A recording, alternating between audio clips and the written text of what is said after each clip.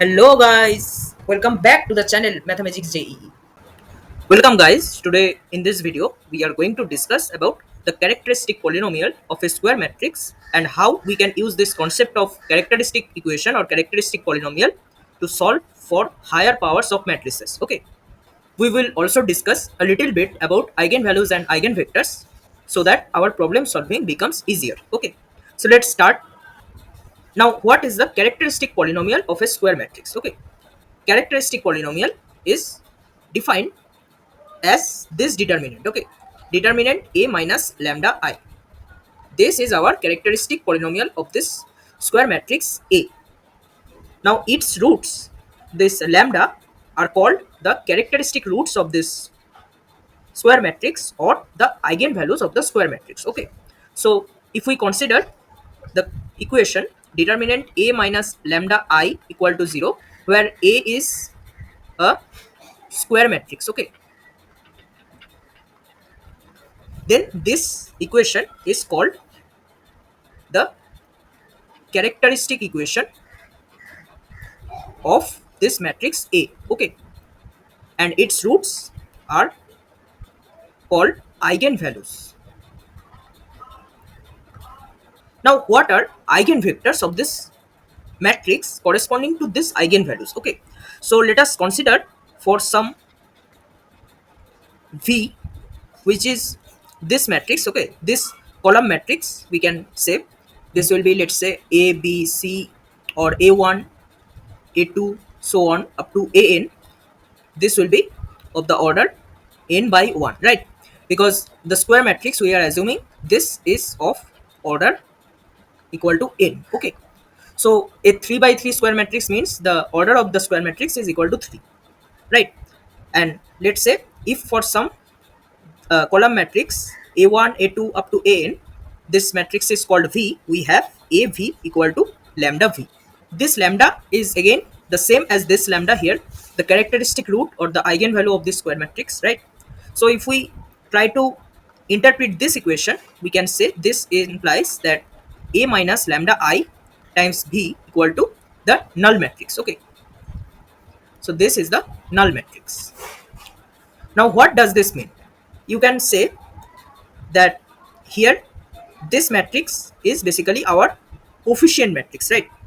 And this is some solution matrix. If we consider this as a system of linear equations, so let's say we have V as some matrix containing n variables. Okay, this is the matrix containing their coefficients, and we have this determinant equal to 0, right? This determinant equal to 0 because lambda is of course a eigenvalue of this square matrix. That means determinant a minus lambda I equal to 0, right? So as this system is a homogeneous system, that means V can have infinite number of possibilities, right? The system of equations have infinite number of solutions. That means corresponding to each eigenvalue of a square matrix, there exist infinitely many choice of eigenvectors, right? But one thing we should note down, that V cannot be the null matrix or the null column matrix, right? So this is not equal to, we can say, 0 0 0 so on up to 0. So all the elements of this B matrix cannot be equal to 0. Now the question is, can eigenvalue of a matrix can be 0? Yes, it can be 0. We will see in the next stage that if one of the eigenvalues of the matrix, square matrix, is 0, then the determinant of the matrix is equal to 0. Determinant is essentially the product of all eigenvalues of this square matrix, right? So let us see what will be the characteristic equations for 2 by 2 and 3 by 3 square matrices, because we are only interested in 2 by 2 and 3 by 3 matrices. Okay, so 2 by 2 matrix, the characteristic equation of this 2 by 2 square matrix A is lambda square minus trace of A times lambda plus determinant A equal to 0. Okay, and for 3 by 3 square matrix A, we have lambda cube minus trace of A times lambda square plus sum of cofactors of diagonal elements times lambda minus determinant A equal to 0. Okay, so this summation of cofactors of diagonal elements is essentially, we can say, this is equal to trace of adjoint of A. Okay, this you can verify, because let's say we have a matrix like this, then we take the cofactors of this diagonal elements of this square matrix A. Okay, 3 by 3 square matrix. And then if you sum them all up, you get the trace of adjoint A, right? Because adjoint A, we have these elements, the cofactors of these elements, as the diagonal entries of adjoint of A, right? So their sum will be simply trace of adjoint A. Then if we look into the characteristic equation here, we can say that every square matrix has exactly n eigenvalues, okay, where n is the order of the square matrix, right? For example, we can take 2 by 2 square matrix. For a 2 by 2 square matrix, we must have two eigenvalues of this square matrix. Yes, the eigenvalues can be complex numbers, but we must have two eigenvalues for this 2 by 2 matrix, right? And for 3 by 3 matrix, we have exactly three eigenvalues. It may be real or it may be complex, but we have to have three eigenvalues for a 3 by 3 square matrix. Now the thing is, what is the application of eigenvalues? Okay, this is the thing I am going to tell you, that how can we use this concept to find some important properties of this matrix, okay, and for higher powers of matrices. That means, let's say if we try to find trace of A, okay, trace of A is what? For a 2 by 2 matrix, okay, let's pick this case, that we have a 2 by 2 matrix. So trace of A, we can say by the theory of equations, this will be simply the sum of eigenvalues, right? So it will be lambda 1 plus lambda 2. Lambda 1 and lambda 2 are what? They are the roots of this characteristic equation, okay. So we have the roots equal to lambda 1 and lambda 2, and for this equation we have three roots, lambda 1, lambda 2, lambda 3, okay. So for a 2 by 2 matrix, we can say trace of A is the sum of eigenvalues lambda 1 plus lambda 2, and we can say by the same concept, determinant A equal to product of eigenvalues, okay. And similarly, for a 3 by 3 matrix, we can say trace of A is again sum of all eigenvalues of this 3 by 3 matrix, and then determinant A is product of eigenvalues, right? And this thing, trace of adjoint A, it is sum of products of eigenvalues taken two at a time. That means lambda 1 lambda 2 plus lambda 2 lambda 3 plus lambda 3 lambda 1, okay. Now let us discuss about the Cayley-Hamilton theorem. So Cayley-Hamilton theorem basically states that every square matrix satisfies its own characteristic equation. That means, let's say we have a 2 by 2 square matrix, okay, lambda square minus trace of A times lambda plus determinant A equal to 0. This is the characteristic equation of this square matrix A of order 2, right?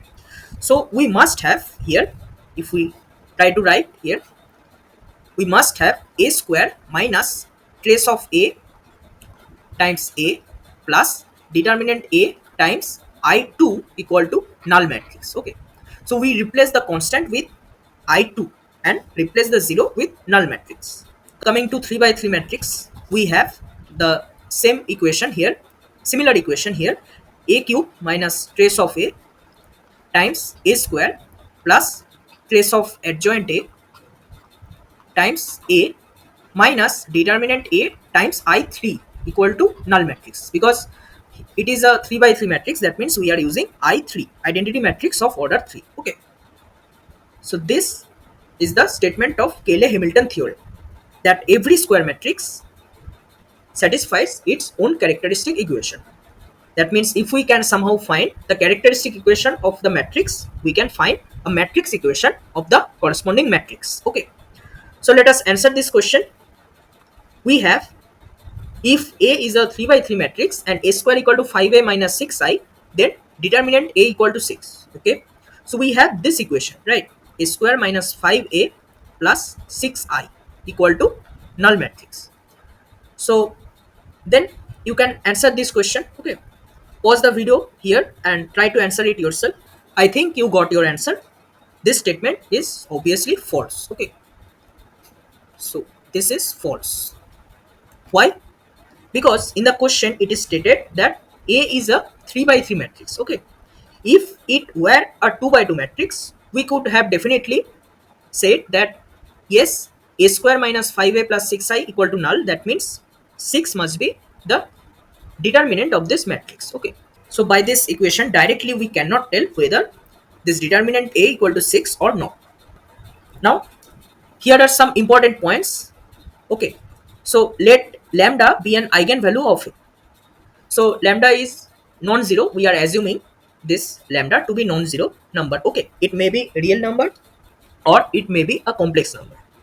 Then we should note that an eigenvalue of some constant time A. Okay, so k is some constant, k is a scalar. So some constant times A is basically constant time that lambda. Okay, so let's say if the eigenvalue of A is lambda, then what will be the eigenvalue of half A or A by 2? This matrix, the eigenvalues will be lambda by 2. Okay, and similarly if we take this case, let's say minus 2 A, this matrix, what will be the eigenvalues of this matrix will be minus 2 lambda, right? So basically the lambda plays the role of this matrix. Okay, then again an eigenvalue of a to the power n, where n is a natural number. So let's say if I have the eigenvalue of a as lambda, then what will be the eigenvalue of a to the power 2026? Okay, so the eigenvalue will be lambda to the power 2026. Simple, right?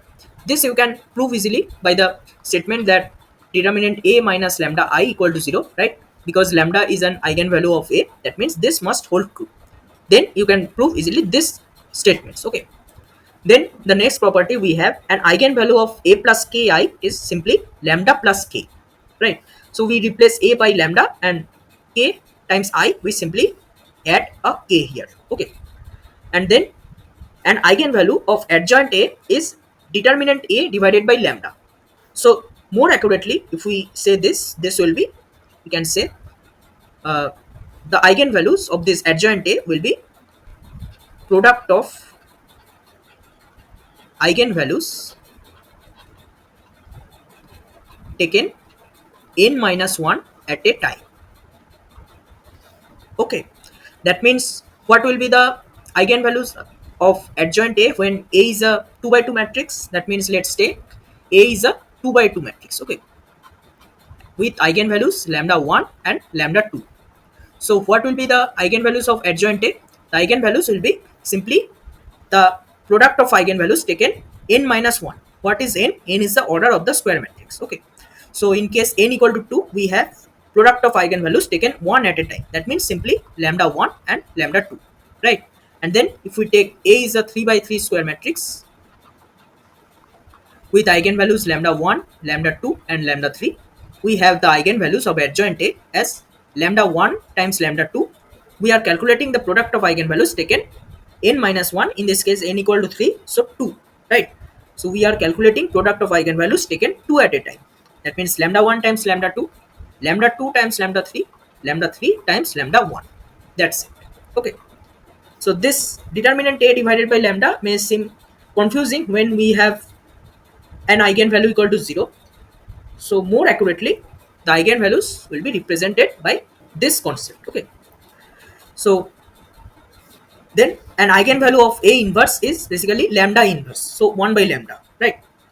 If and only if A inverse exists, that means determinant A is not equal to 0, right? We know the condition for A to be invertible, the determinant of this matrix must be non-zero.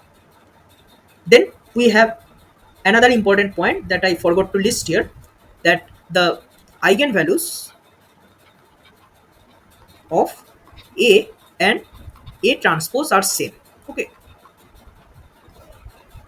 this is again an important point because you can check by this equation determinant A minus lambda equal to 0 if lambda is an eigenvalue of A. We know this, right? So then if we try to use the property of determinant that delta transpose equal to delta, so if we transpose a determinant, the determinant value remains unchanged. Okay, that means if we take the transpose here, that means A transpose minus lambda times I transpose. I transpose is basically I, right? So this becomes equal to 0. That means A transpose will also have the eigenvalue equal to lambda. That's it. Okay, so this is how we can prove this property. Now here is a very important note here. Eigenvalues of a diagonal matrix or an upper triangular matrix or a lower triangular matrix are simply the diagonal elements of those matrices.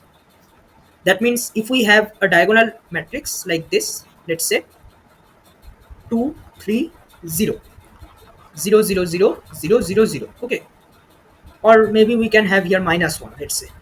So the eigenvalues of this matrix will be what? They will be equal to 2, 3 and minus 1. Same goes for a upper triangular matrix and a lower triangular matrix. So let's say we have here this lower triangular matrix. Okay, so the eigenvalues of this matrix will be same, 2, 3 and minus 1. And similarly for an upper triangular matrix, let's say we have here 2, minus 1, then we have 5 and then 0, 0, 0. Okay, so the eigenvalues will be same in that case also. So this is the important point you have to keep in mind, so that we don't have to actually calculate the eigenvalues again and again for this type of matrices. So here we have a problem which says that if A is a 3 by 3 matrix given to us like this, okay, then we have to find first of all trace of adjoint of A inverse, okay, then trace of adjoint of A to the power 2025, then this matrix A to the power 2025, and then we have to find trace of A whole square minus trace of A square. Okay, so this informations we can find easily by using the concept of Cayley-Hamilton theorem and eigenvalues. Okay, so let us see how to solve this. So let us solve this first part. So to find these answers, we have to first determine the eigenvalues of this 3 by 3 matrix. Okay, so we can find the eigenvalues here by calculating this determinant of A minus lambda I and putting it equal to 0. Okay, then we get determinant of this thing, 2 minus lambda 0, 3, 2 minus 1 minus lambda 1, minus 1 0 and minus 2 minus lambda. Okay, this is equal to 0. So if we simplify this determinant, we get it is equal to minus 1 minus lambda times this will be minus of 4 minus lambda square minus plus 3, okay, equal to 0. That means we get lambda plus 1 times this will be lambda square minus 1, right? So lambda minus 1 into lambda plus 1, this is equal to 0. That means we have three eigenvalues here, three real eigenvalues in this case, lambda equal to 1, 1, 1 minus 1 and minus 1, right? These are the eigenvalues of this A matrix, right?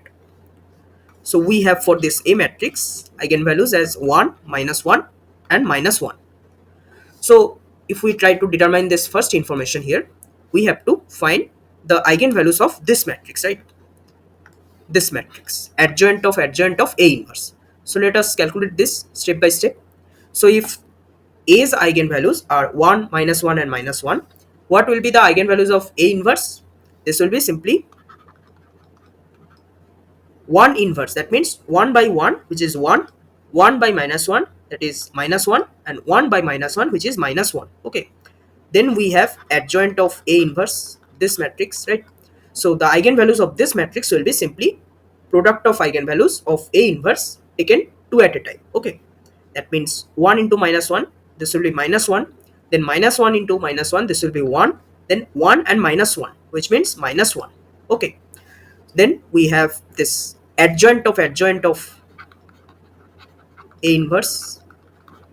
So the eigenvalues of adjoint of A inverse will be simply by the same procedure. This will be minus 1 times 1, so minus 1, then 1 times minus 1, so minus 1, then minus 1 times minus 1 which is again 1. Okay, so we have the eigenvalues of adjoint of A inverse as 1, minus 1 and minus 1. So what will be the trace of this matrix? Trace of this matrix will be simply the sum of eigenvalues of this matrix. Okay, so we have this first answer as minus 1 plus minus 1 plus 1, right? So this will be simply minus 1. So this is our answer to the first question. Now let us calculate this second question, second answer, trace of adjoint of A to the power 2025. Okay, so for this matrix or for this information we can also find the eigenvalues of this matrix, right? Adjoint of a to the power 2025. So let us calculate this. What will be the eigenvalues of a to the power 2025? This will be simply minus 1 whole to the power 2025 and then minus 1 whole to the power 2025 and 1 to the power 2025, right? So they will be simply minus 1 and 1, and that means we get the same set of eigenvalues for this matrix. Okay, so then we can see by the previous pattern that we observed in case of a adjoint A inverse, we had the same set of eigenvalues 1, minus 1 and minus 1, right? So we can say in this case also adjoint of a to the power 2025 will also have the same set of eigenvalues 1, minus 1 and minus 1. So what will be the trace of this matrix? Trace of this matrix will be simply minus 1 plus minus 1 plus 1, right? The sum of all eigenvalues of this matrix. That means we have the answer equal to minus 1 also in this case. Okay, this 3 and 4, these two parts I am leaving as an exercise for you to calculate. Let me give you some hint so that you can work out this on your own. So how to calculate this a to the power 2025? We have found already the characteristic polynomial of this square matrix A. Okay, so you just derive the characteristic polynomial which is obtained by this equation. Okay, determinant A minus lambda I equal to 0. So we can say by the Cayley-Hamilton theorem that this matrix satisfies its own characteristic equation, right? So then we calculate higher powers of A. So let me do some steps for you. So we have got this characteristic equation. Okay, this is equal to 0. That means we get simply by calculating this, we get lambda plus 1 times lambda square minus 1 equal to 0. That means lambda cube minus lambda plus lambda square. So plus lambda square minus lambda minus 1 equal to 0. This is the characteristic equation of this matrix, right? Characteristic equation. So we know by the Cayley-Hamilton theorem that a cube plus a square minus a minus I 3, identity matrix of order 3. This is going to be equal to the null matrix. Okay, null matrix of order 3 by 3. So we have to find higher powers of a using this information. How? Let us calculate a cube. So a cube will be I plus a minus a square, right? Then a to the power 4 will be simply a cube into a, that means I into a, which is a, right, plus a square minus a cube. I multiplied both sides with a in this equation. Okay, post multiplying, let's say. It doesn't matter whether we are pre-multiplying it or post-multiplying it because the matrices are same. We are multiplying this. Okay, so again here we get a to the power 4 equal to a plus a square minus a cube. So this will be again, if we substitute a cube here from this equation, we get a plus a square plus I plus a minus a square. Okay, so this will be I plus 2a. Sorry, I think I substituted this wrong. So this will be minus and then this will be minus and this will be plus, right? So we get this is equal to 2a square minus 2a minus I. Okay, then we have a to the power 5 as a to the power 4 into a. That means we can multiply a in this equation, 2a cube minus 2a square minus a. Okay, then we substitute again a cube from this information, that a cube equal to I plus a minus a square, right? So in this way you will generate some pattern. So you can generate the pattern yourself and see what is the pattern for this a to the power 2025 and you can find the matrix. Okay, you just need some initial informations, which is these two matrices a and a square. These two are the only matrices you have to calculate, and then the rest is addition and subtraction. That's it. No multiplication is involved in further steps. We have to simplify our work using this approach, Cayley-Hamilton theorem approach. Okay, and similarly you can find this fourth option by trace of a whole square. That means sum of eigenvalues whole square, right, minus summation of eigenvalues of a square. So we can calculate the eigenvalues of a square, right, using the concept that we just discussed, that eigenvalue of a to the power n are just lambda to the power n. So that is the concept you have to use. I hope you can solve this question yourself and post the answer in the comments. Okay. Now we have a question from the book Advanced Problems in Algebra by respected VG sir, which is also known as the Yellow Book. It is a comprehension having total 3 questions here. So let us solve this question using the concept of eigenvalues that we just discussed. Let there exists a matrix B such that A B A transpose equal to n. Okay, where A is this matrix. Okay, so A is given to us, and n is a diagonal matrix of the form n equal to diagonal n1 into n3, where n1 into n3 are three values of n, satisfying the equation determinant A minus ni equal to 0. So this is nothing but the characteristic equation of A, right? So n, this corresponding n1, n2 and n3 are nothing but the eigenvalues of this A matrix. Okay, and these eigenvalues are the diagonal elements of this n matrix. That means if we, let's say, find somehow the eigenvalues of A matrix, we can find the n matrix. Okay, then we have this B matrix as A B A transpose equal to n. So what do we have to find here? We have to find determinant of B, right? So then first of all, we need to understand that we have to find this three eigenvalues, okay, of A matrix, because n1, n2 and n3, these three are required to find the determinant of this n matrix. Why? Because in this equation we have to take determinant both sides, right? Because A, B, A transpose and n, all matrices are 3 by 3 square matrices here, right? That means we can take determinant both side. So if we take determinant both side, we get determinant A times determinant B times determinant of A transpose, which is determinant of A, right? This will be equal to determinant of n. So to find this determinant of n, we need this three eigenvalues, right? Because determinant A is nothing but the product of eigenvalues of this A matrix. This determinant of n is simply, we can say, as n is a diagonal matrix like this. Okay, these elements are non-zero, but these elements are 0, right? So we can say the determinant of n will be simply the product of its diagonal entries, right? We just discussed this concept here, right? Eigenvalues of a diagonal matrix are simply the diagonal elements. Okay, that means we can find this determinant n if we find the eigenvalues of this n matrix. And what will be the eigenvalues of this n matrix? Simply the diagonal elements. Okay, and the diagonal elements are nothing but the eigenvalues of this A matrix, right? Because n1, n2 and n3 are the roots of this characteristic equation of A.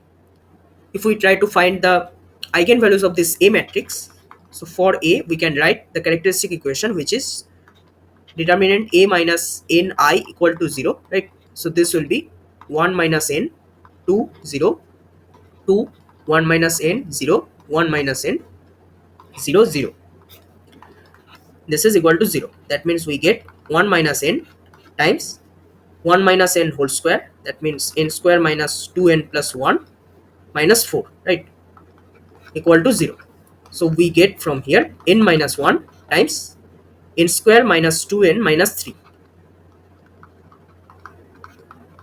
So we can write this as n minus 1 times n minus 3 times n plus 1, right? Equal to 0.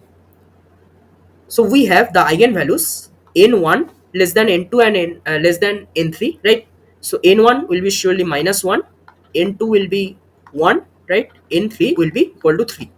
These are the three eigenvalues of this A matrix as well as this n matrix. Okay, because n is a diagonal matrix, that means its diagonal elements are its eigenvalues. So that means we can find this determinant B easily. Determinant B will be determinant n is n1 into n3, which is minus 3, right? Determinant n is minus 1 into 1 into 3, which is minus 3, right? And determinant A is same. Okay, so actually we can cancel this determinant A and determinant n both side because they are equal and they are non-zero, and simply determinant B will be equal to 1 upon determinant A, and determinant A is what? Determinant A is same as determinant n, which is minus 3. So what will be our correct answer in this problem 22? We have the correct option as option B. Okay. Then we have to find this 23.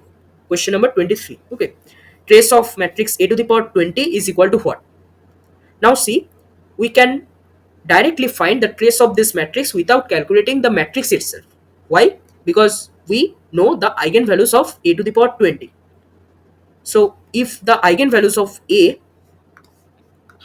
are minus 1, 1 and 3, right? We get the eigenvalues of A to the power 20 as minus 1 whole to the power 20, 1 to the power 20 and 3 to the power 20, right? That means simply 1, 1 and 3 to the power 20. So what will be the trace of this matrix? Simply the sum of eigenvalues, which is 3 to the power 20 plus 1, which means option C. Okay, this is how we can solve this question easily without calculating the matrix A to the power 20. Now let us jump to the problem 24 here. Matrix A satisfies which equation? So this is some cubic equation in A matrix, right? So we can think about using the characteristic polynomial or characteristic equation of this A matrix. So we have got this characteristic equation of A matrix as this, right? N minus 1 times n square minus 2n minus 3 equal to 0. We can use this, or we can use the concept of eigenvalues, that the characteristic polynomial or characteristic equation of this matrix A here, as we discussed, that characteristic equation of a 3 by 3 matrix is nothing but lambda cube minus trace of A times lambda square plus this trace of adjoint A times lambda minus determinant A equal to 0, right? So we can use this fact. The eigenvalues are 1, minus 1 and 3, right? So this will be A cube minus trace of A, which is sum of eigenvalues, which is 3, right? 3A square plus product of this eigenvalues taken 2 at a time. That means 1 into minus 1.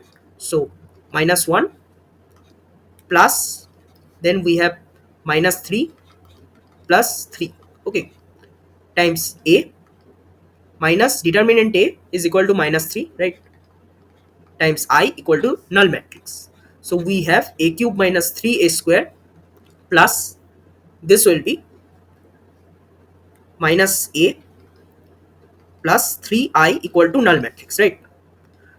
But in the options we have these options in term of n1, n2 and n3, right? So let us adjust this. This 3 is nothing but our n3, right?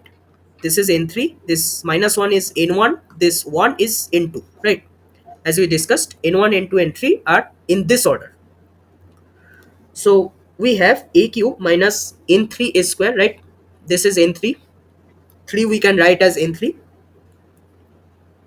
So that means if we check this D option here, A cube minus n3 is 3, n1 is what? N1 is 1, right?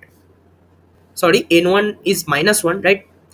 Then we have this n1, n2, n3 here. N2, n3 is 1 into 3, which is 3, right? So plus 3i. That means this will be 3. That means option D is our correct option in this case.